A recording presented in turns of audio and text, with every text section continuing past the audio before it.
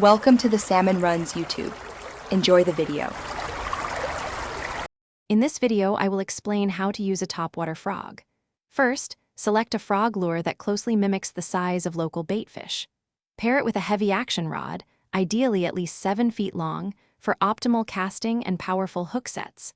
Spool your reel with 50 to 65 pound braided line. Its strength and sensitivity are crucial for fishing in heavy cover.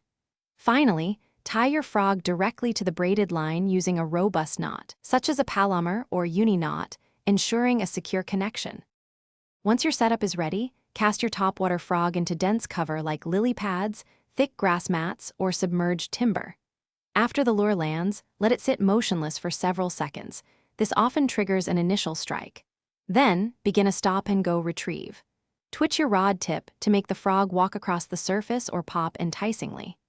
Experiment with varying your retrieve speed and the length of your pauses to discover what specific action best entices the fish to strike.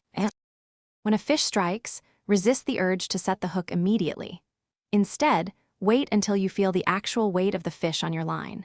Then, sweep your rod sideways with a powerful, firm motion to drive those hooks home effectively.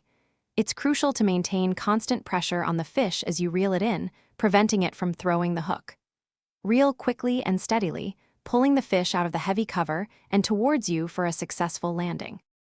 For the best results, fish topwater frogs during low-light conditions, such as early morning or late evening, when bass are most active near the surface. Target areas with calm water and abundant vegetation, as these are prime ambush spots. Don't hesitate to experiment with different frog colors and sizes to match the local forage and water clarity. Always ensure your hooks are sharp. Replace dull ones to guarantee better penetration and a higher hookup ratio. Thanks for watching. Consider subscribing if we helped you.